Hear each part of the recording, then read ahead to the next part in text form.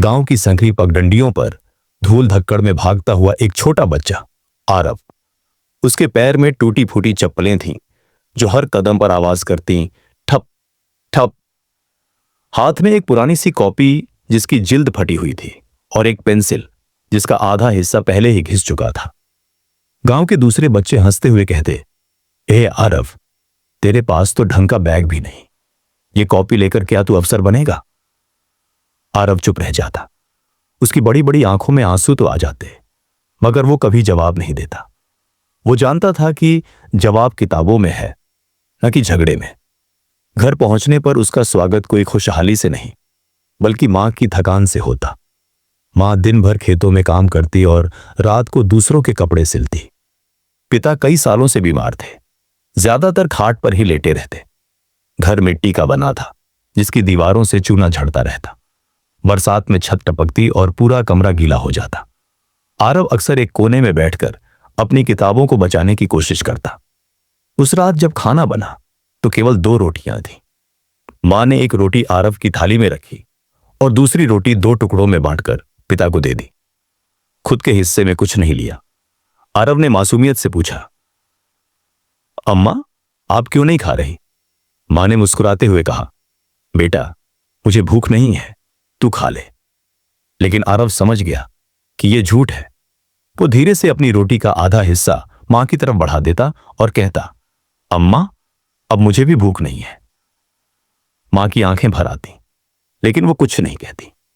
रात को जब पूरा गांव सो जाता, तब आरव लालटेन की मध्यम रोशनी में पढ़ने बैठ जाता।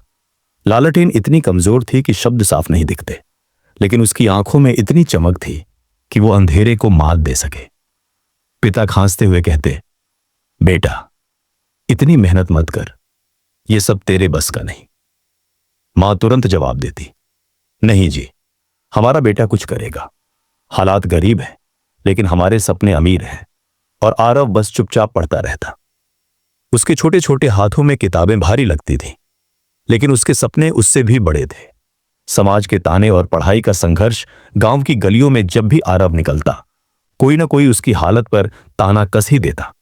कभी बच्चे चिल्लाते, देखो देखो, फटी कॉपी वाला आ रहा है, तो कभी बड़े लोग कहते, अरे, ये लड़का अफसर बनेगा, पहले 2 वक्त की रोटी जुटा ले।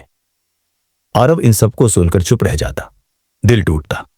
लेकिन उसकी आंखों में एक अजीब सी जिद थी। स्कूल में पढ़ाई का हाल और भी बुरा था। टीचर अच्छे थे, लेकिन संसाधन बहुत कम। क्लासरूम की दीवारों पर पंखे तो लगे थे, लेकिन महीनों से चलते नहीं थे। गर्मी के दिनों में बच्चे पसीने से भीग जाते, कई बार आधे क्लास भी नहीं आते। आरव रोज समय पर स्कूल पहुंचता। टीचर जब सवाल पूछते तो वह सबसे पहले हाथ उठाता। दोस्त हंसते, अरे पढ़ाकू, तुझे सब आता है क्या? लेकिन आरव जानता था कि यही छोटी छोटी कोशिशें उसके बड़े सपनों की नींव है। पढ़ाई के बाद सबसे बड़ा संघर्ष था किताबों का। गांव की लाइब्रेरी में पुरानी और अधूरी किताबें थीं। अक्सर पन्ने फटे होते या शब्द धुंधले, लेकिन आरव उन्हें भी बार बार पढ़ता ताकि कोई कमी न रह जाए। एक दिन उसने गांव के एक अमीर लड़के से किताब मांगी। लड़का हंसते हुए बोला, तेरे पास पैसे नहीं और तू IAS की किताबें पढ़ेगा? किताब से ज्यादा तेरे कपड़े फटे हैं। यह सुनकर आरव की आंखें भर आईं, लेकिन उसने किताब लेने से मना कर दिया। घर जाकर मां से बोला, अम्मा, लोग मेरा मजाक उड़ाते हैं, मुझे लगता है शायद मैं सच में नहीं कर पाऊंगा। मां ने उसके सिर पर हाथ रखते हुए कहा, बेटा, लोग हंसेंगे, ताने मारेंगे, लेकिन याद रख, जिस दिन तू जीत जाएगा वही लोग तुझे सलाम करेंगे। उस दिन के बाद आरव और भी मेहनत करने लगा। दिन में स्कूल, शाम को खेतों में मजदूरी और रात में पढ़ाई। अक्सर सड़क की लाइट के नीचे बैठकर पढ़ता, क्योंकि घर में अक्सर बिजली नहीं होती थी। राहगीर उसे देखते और हंसते, ये लड़का पागल है, ये इतना पढ़कर करेगा क्या? लेकिन आरव किताबें पलटते हुए बस मन ही मन कहता, मैं पागल नहीं हूं, मैं अपने सपनों का दीवाना हूं। कई महीनों तक लगातार मेहनत करने के बाद आखिरकार वह दिन आया जिसका आरव को इंतजार था। उसने पहली बार प्रतियोगी परीक्षा में फॉर्म भरा। गांव के लोगों ने हैरानी से पूछा, अरे, तू ये एग्जाम देगा? इसमें तो लाखों लोग बैठते हैं। आरव बस मुस्कुरा दिया। उसके अंदर डर तो था, लेकिन उम्मीद उससे भी बड़ी थी। परीक्षा का दिन आया। सुबह सुबह वह फटी हुई शर्ट पहनकर परीक्षा केंद्र पहुंचा। अन्य बच्चों को देखकर उसका मन थोड़ी देर के लिए कांप गया। कोई महंगी घड़ी लगाए था, किसी के पास मोटी किताबें थीं और सबके पास एडवांस नोट्स।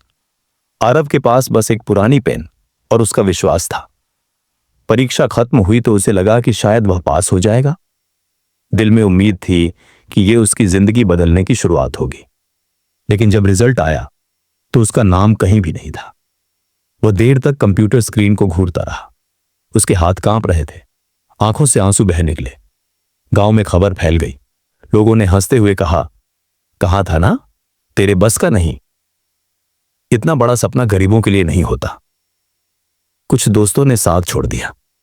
कई रिश्तेदारों ने भी ताना मारा, बेटे अब खेती बाड़ी कर, ये पढ़ाई लिखाई तुझसे नहीं होगी। आरव का मन टूट गया। वह कई दिनों तक किताबों को देखता भी नहीं था। कभी अकेले खेतों में जाकर रोता, कभी अपने कमरे के कोने में बैठकर सोचता, शायद सब सही कह रहे हैं, शायद ये रास्ता मेरे लिए नहीं बना। एक रात उसने मां से कहा, अम्मा अब नहीं होगा मुझसे, बहुत कोशिश की लेकिन सब बेकार गया। मां ने उसकी आंखों से आंसू पोंछते हुए कहा, बेटा असफलता हार नहीं होती, असली हार तो तब होती है जब इंसान कोशिश करना छोड़ दे। याद रख, हार सिर्फ एक सबक है। मां की ये बातें आरव के दिल में तीर की तरह लगीं। उसने उसी रात तय कर लिया, मैं हार नहीं मानूंगा, चाहे जितनी बार गिरूं फिर उठूंगा, क्योंकि मेरी मंजिल हार से बड़ी है। उस रात से उसकी जिंदगी की नई शुरुआत हुई। मां की बातें सुनकर आरव का टूट चुका दिल फिर से जिद में बदल गया। उसने ठान लिया कि अब की बार हार उसकी किस्मत नहीं बल्कि उसकी ताकत बनेगी।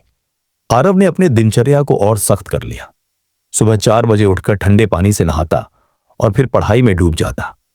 दिन में खेतों में मजदूरी करता ताकि घर चल सके और शाम को गांव के बच्चों को पढ़ाकर थोड़े पैसे कमाता। रात को वह टॉर्च और सड़क की लाइट के नीचे किताबें पढ़ता। थकान, नींद, भूख सब कुछ पीछे छोड़कर वह अपने सपने की तरफ बढ़ता रहा। किताबें खरीदने के लिए उसके पास पैसे नहीं थे। वह शहर जाकर पुरानी किताबें ले आता जिनके कई पन्ने फटे होते, लेकिन उसके लिए वही किताबें खजाने से कम नहीं थीं। जहां दूसरे बच्चे महंगे कोचिंग में पढ़ते थे, वहीं आरव अपनी मेहनत और जिद से खुद को तैयार कर रहा था। उसकी यही मेहनत धीरे धीरे गांव के कुछ लोगों को बदलने लगी। जो लोग पहले ताने कसते थे अब कहते, लड़का गरीब है पर हिम्मत वाला है, शायद ये कुछ कर दिखाए। अगर आपको यह वीडियो दिल छू गया हो तो एक लाइक और सब्सक्राइब जरूर कर दें।